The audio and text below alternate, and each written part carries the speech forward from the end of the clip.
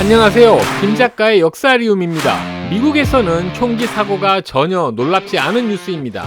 매년 2만에서 3만 명이 총기 사고로 목숨을 잃죠. 2020년에는 전년보다 총기 판매량이 64%나 늘었다고 해요. 인종차별에 폭동까지 자주 일어났기 때문인데 불안한 마음에 일단 총이라도 사두자는 심리가 발동한 거죠. 미국인이 소지하고 있는 총기는 모두 4억 정도입니다. 인구가 3억 3천만 명이니 1인당 총 하나씩은 갖고 있는 거죠. 약 20만에서 25만 원만 주면 권총을 살 수 있다고 합니다. 쉽게 구할 수 있을 뿐 아니라 가격도 싼 편이네요. 앞으로도 미국의 총기 사망자는 왠지 더 늘어날 것 같죠. 그런데 왜 미국 정부는 규제를 하지 않는 걸까요? 총기 제조 회사들의 로비 때문에? 물론 그럴 수 있습니다. 미국 총기 시장 규모만 우리 돈으로 15조 원, 엄청 큽니다. 총기 규제를 반대하는 전미 총기협회란 단체가 있는데 회원만 500만 명이고 연간 예산이 수천억 원에 이릅니다. 이런 단체가 로비를 해대니 규제 법안 만들기가 쉽지 않습니다. 하지만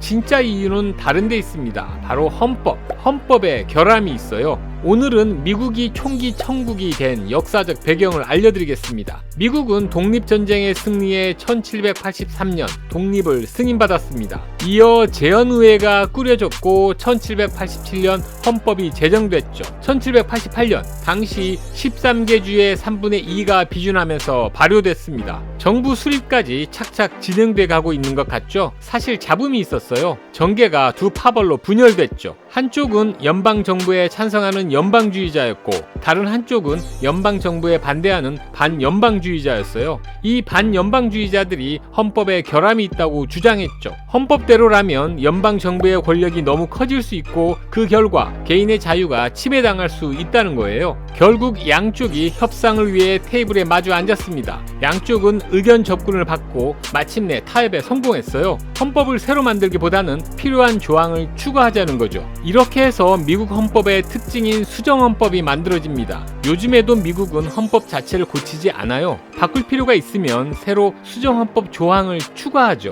현재까지 수정헌법은 27조까지 만들어졌습니다. 당시 정치인들은 10개의 수정헌법을 만들었습니다. 이 1조에서 10조까지의 수정헌법은 주로 기본권을 보장하는 내용이었어요. 이 때문에 1조에서 10조만 따로 권리장전이라고 합니다. 이를테면 1조는 언론, 출판, 집회, 청원의 자유를 보장하는 내용이죠. 총기와 관련된 내용은 수정헌법 2조에 들어있습니다. 개인은 무기를 소유하고 휴대하며 사용할 권리가 있다. 두 번째로 수정해야 할 만큼 이게 중대한 사안인가요?